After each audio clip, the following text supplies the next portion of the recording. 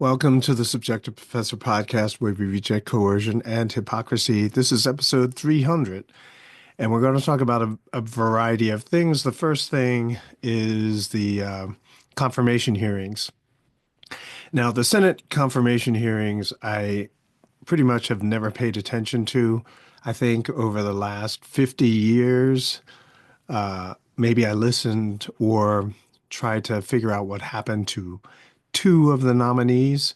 But otherwise, I haven't ever really followed it, mostly because I never really cared about the politicians and themselves. And so it didn't really matter who they nominated.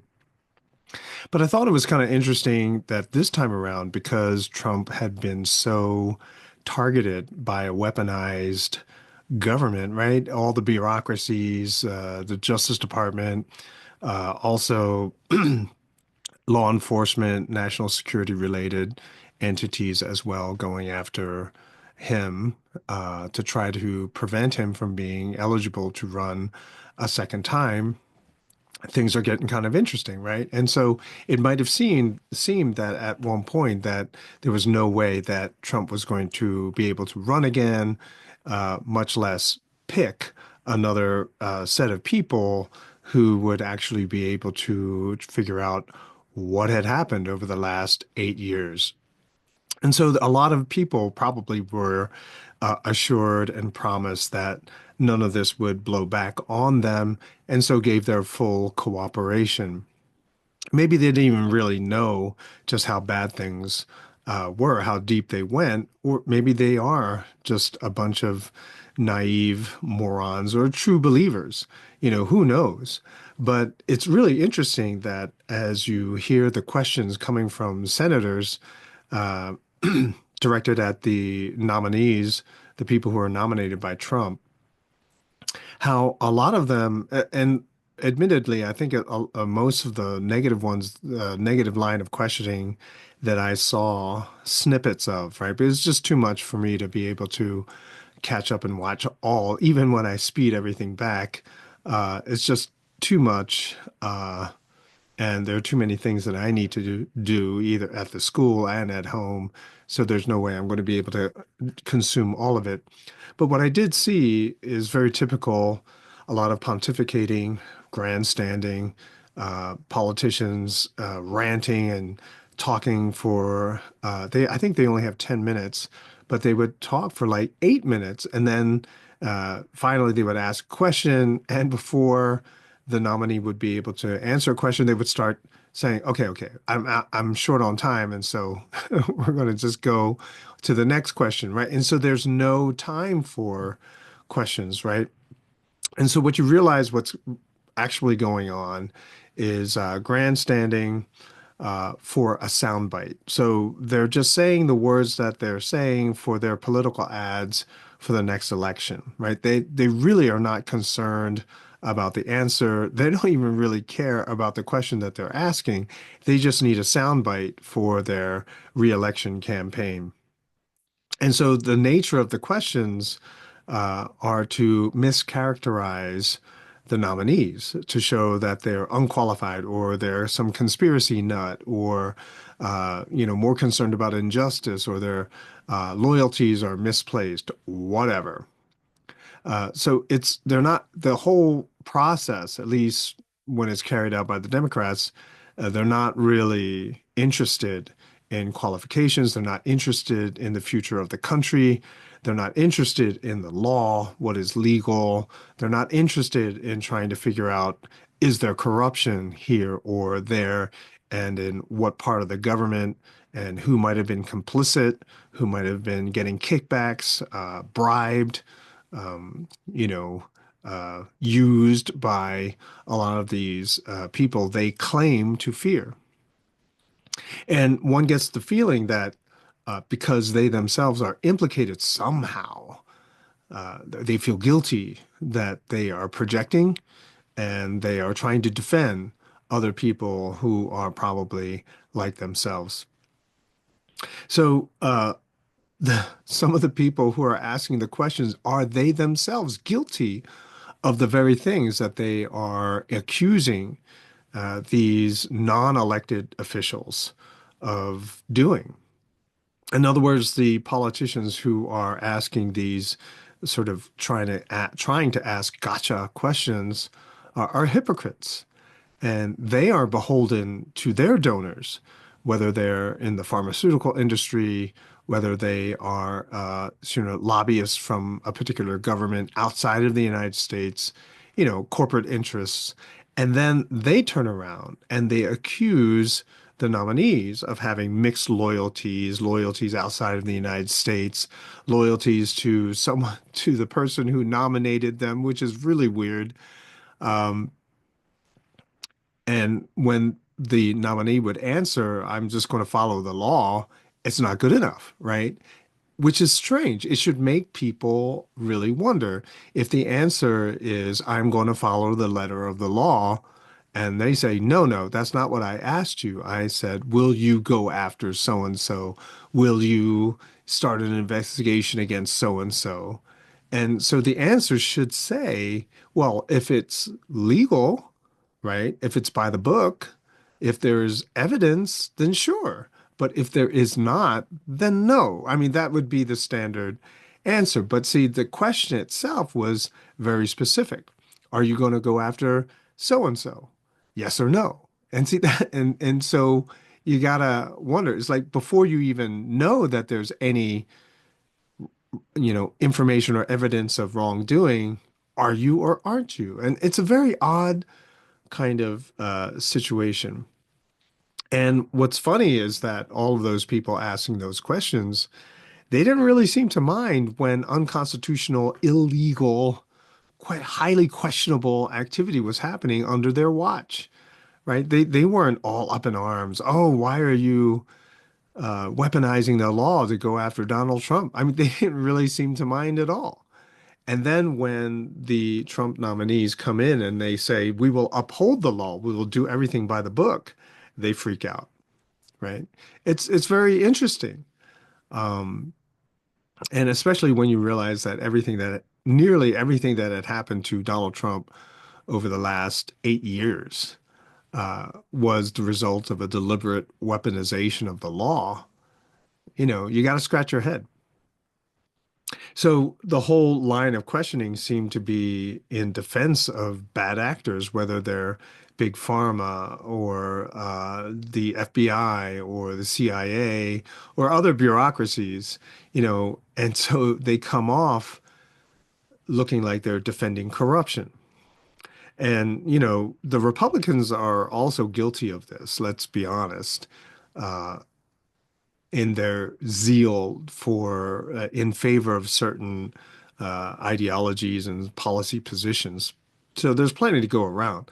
But in light of the fact that we just lived through lockdowns, we lived through uh, such a pro-war administration, and I would argue even an oppressive uh, administration in terms of pumping and pushing forward ideology that most people don't subscribe to, that we were all forced to pay for it through taxation. It's just really bothersome. And so then you have a president that says they're going to roll back all of that overreach. Then the people who supported it are freaking out, and they should. But at the same time, everyone else who's watching this should realize, oh, because they're dirty, because somehow they're implicated, right? Because all of these people, they just simply want justice. And if it's freaking you out, then you know that you did something wrong, that maybe you are vulnerable somehow. I mean, shouldn't there be more focus? Oh, so it's kind of like uh, it acts similarly to like the preemptive pardons, right? So are you seeking a preemptive pardon? It not that they can give preemptive pardons, but when they say, "Are you going to accuse this person?" If you say no, I'm okay with you, right? So it's kind of like a preemptive pardon. I've got the assurance from you that you're not going to go after this person, right? Because this person doesn't have a preemptive pardon, right? And so if you go after them, they're totally vulnerable. So promise that you're not going to go after that person. So it has that kind of vibe to it. And what is it? The Supreme Court said that if you accept a preemptive pardon, it is a tacit admission to guilt. Right. And so if you are seeking a preemptive pardon for some of these bad actors, aren't you admitting that there is some sort of guilt? Yeah, I got that vibe when I was listening to little bits and pieces here and there. I also got the distinct sense that a lot of these people are not very bright. So they stick to the script very carefully because they can't debate or argue beyond that. And so they stick to the script and they don't let the nominee answer any questions. And so instead of attacking these nominees, shouldn't the senators, the hostile senators, be more focused on getting to the bottom of crime, of what had happened over the last few years? Is all, and especially when you hear the news that's coming out that the what do you call it, the Steele dossier that was used to accuse Trump of Russian collusion was fake, right? That it's not, the deep fakes that, the press secretary, Biden's press secretary was claiming existed, but rather it was all the stuff against Trump, which was a fake. I mean, shouldn't they want to get to the bottom of that? What's the source of this character assassination, of all this, misaccusation, misinformation? I mean, they say they're interested in stamping out misinformation. So shouldn't they be more concerned about the origin of all of that? Or they already know what the origin is and you can't go there. But if I was in government and I was being honest and I'm interviewing like a new head of the FBI or national, what is that, national defense intelligence or whatever, Tulsi Gabbard's position, if there are people there who are working actively against the interests of the United States, its people, and its government, shouldn't we know who they are? If there are people who are actually working for another government, shouldn't we know who they are? If they're in the FBI, if they're in the State Department, if they're in the White House, shouldn't we know who they are? And in order to do that, you have to have a person who's willing to examine, right, everyone, not just, people in the other parties, but in on your side, quote unquote, as well. Uh, shouldn't all of these people, including the senators who are asking the question, shouldn't they be working for the American people, for the interests of the American people, for the benefit of the future of the American people? And you don't really get that vibe, right? It's just more about, I gotta stop this person from becoming, you know, uh, approved. And it's a very weird vibe. I guess unless you are one of those people who support these senators and the previous president and you went along with everything. But it seems that those people are a minority, right? Less than half of this country. I was listening to the Ron Paul podcast, and Daniel McAdams was going solo today, and he talked about USAID, U.S. aid, and it stands for U.S. Agency for International Development. They love those acronyms, right? But basically, the U.S. pours in millions, if not billions, of dollars into propaganda machines all over the country, all over the world, excuse me. So it seems like they are promoting the ideas of freedom. They're sending money to all these countries to help the people there, what do you call it? Into their own, become independent, stand on their own 2 feet kind of thing. But in reality, USAID is the propaganda arm of the United States in other countries, right? Under the guise of providing aid. I said this joke. before, but I'll say it again. I had this Egyptian student, and he said this is a really popular joke in Egypt, and he told me this joke like 20 years ago. So maybe they don't know it anymore. But he said that the joke goes like this. The president of the United States was hanging out with the Egyptian president, and they were going back to the American president's hotel, and he saw a homeless person outside of his hotel. And he leaned over to the Egyptian president, gave him $1,000 and said, "Hey, give this to that homeless person over there and tell him that the president of the United States said, 'God bless you.'" And so the president looks at his assistant, gives him $500 and says, "Hey, give this to the homeless guy over there and tell him that the president of the United States said, 'God bless you.'" And he looks at his assistant, gives him $250 and tells him to say the same, and so on and so forth. And finally, someone goes up to the homeless guy and basically says, "The president of the United States said, 'God bless you.'"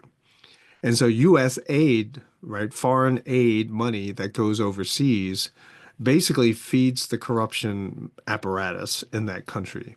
And very little, if anything, ever gets to the people who live in that country. And so USAID, US aid, that is sort of an example of that, where you are going to simply uh, give money to a country, but it's for, you know, U.S. interests in that country to support, get people, to trick people, to socialize people into thinking that whatever their corrupt government, which is on the take from the United States, whatever they do is great. Sort of like our government over the last 4 years, where everything that they would do, they would say, "This is great. You're going to love it.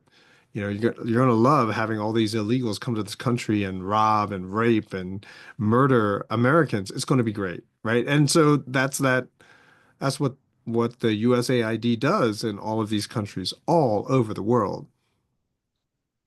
Uh, in the same way that the United States provides funding for these programs, these broadcast agencies, news agencies, uh, they also give a lot of money to the politicians in those countries, right? So not only are they going to fund a propaganda machine all over the world, but they're also going to prop up corrupt governments through foreign aid.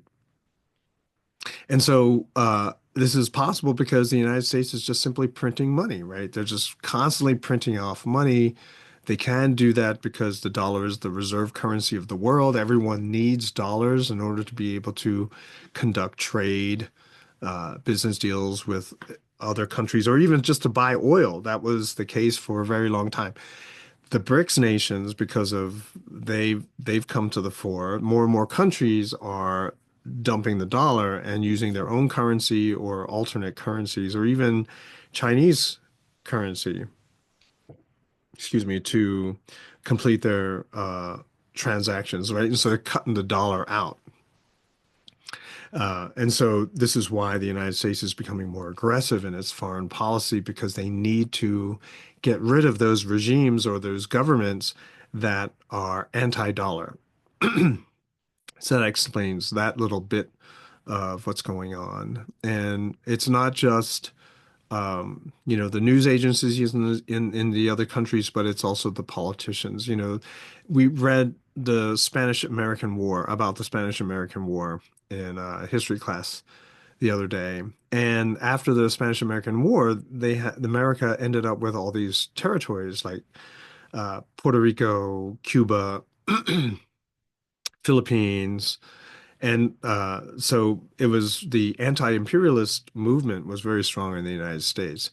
And so the politicians had to somehow sell it, sell ideas to the American public in such a way that they're going to keep these territories, but keep it in a way that it looks like they're giving independence to those countries, right? And so the line about Cuba, they said, yeah, they let Cuba be independent under U.S. protection. And I just sort of laughed and I told my class, under U.S. protection, what does that mean? That means the U.S. government is going to install a puppet government in that country so that the United States can control it, right? So protect means control. I thought that was kind of interesting. So it's right there in the history textbooks, right? Especially for middle school, And most people don't notice it, right? Most history teachers probably don't notice it either if they believe in the American propaganda machine. And finally, I want to talk about this concept of being apolitical, apolitical, right? And it's a idea that is very of much interest to me because churches are supposed to be apolitical. And, I thought about it. I thought about this a lot. And if you're trying to tell people the difference between right and wrong, then you need to give examples that everyone is familiar with. And the easiest examples to me were political examples, like, see this policy that's affecting you and your business? Okay, where did that come from? What's it all about, right? And so I talk about this all of the time. Now, Peter Schiff was talking about the Fed meeting the other day and how Jerome Powell loves to say, oh, no, I'm apolitical. And so I can't comment on Fed policy, right? The federal government's policies. But Peter Schiff explained that the Fed being apolitical and independent means that they can criticize the policies of the government, right? Because they are independent. And so their critique of these government policies is not political, but just a matter of fact, right? And so I define politics in various times throughout this through the channel, in various episodes on this channel, that to try to persuade someone that something is true or that they should go along and do something, that something is good or something is bad, that, any attempt to persuade or get agreement or get a vote is politics, right? And so to basically say, don't talk about politics at religion, that line. Don't talk about politics at the dinner table. I think I said something else just now, but anyway, don't talk about politics at the table, right? At the dinner table, right? Because it's impolite. But that statement itself is political, right? And so you can't not be political, right? You can talk about football, but what are you going to talk about when you talk about football? You're going to talk about who the best team is. Well, try to persuade other people to agree with you in terms of who the best player is, who the best team is, best stadium, whatever, is a political activity. And so really what you're saying by saying that you have to be apolitical, right? Don't talk politics. You are being specific. Certain political topics are okay, others are not. And so what Peter Schiff was saying was that the Fed chair must point out what is wrong about government policies, government monetary policy, fiscal policy. And so it said to me, because I maintain that how do you tell people in a church what's right and wrong unless you critique things as being right or wrong? And so, I can be extremely apolitical in the sense that it doesn't matter to me. I'm not running for election. And so I can sit on the sidelines and say, this is wrong or this is right. This is good. This is bad. Especially when it comes to policy, which affects everyone in my church. I don't say who they should vote for. I don't say if you don't vote for this person, you're going to hell. I don't say that this person was sent by God. I don't say that this is the Jesus candidate. No, I don't say any of those things. But when I do talk about politics, I talk about how certain policies are wrong, and that's not the way that we should be living, right? And so that's what the chair of the Federal Reserve should be doing as well, right? They shouldn't be interested in popularity. They shouldn't be interested in blowback. Their job is to point out what is wrong and what is right. Um, Now, back in the day, like say 100 years ago, 200 years ago, the government was not intrusive in our personal lives. And so it was a lot easier for churches not to get, not to even bring up politics or the government in church services. But now, everywhere you turn, the government is there. And so everyone has to be aware of what actually is the result of government activity and therefore have the means through which to be able to evaluate and decide whether it's a good thing or a bad thing. Um, and as a pastor, there is no benefit for me. Like, I don't gain anything by pointing out the wrong that is done by government onto us. I mean, I don't gain anything monetarily. What I do gain is if my analysis is accurate, which helps the people in my congregation to make better choices, better plans in preparation for their future, right?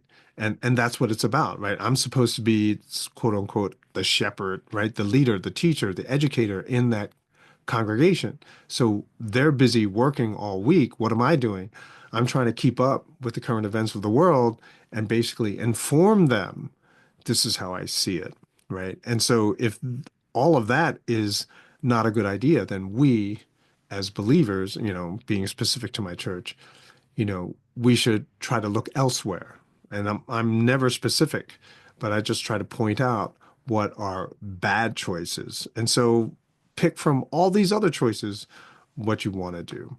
All right. And so I thought that was really interesting, his discussion on being apolitical. Now that's it for this episode. I'll talk to you guys next time.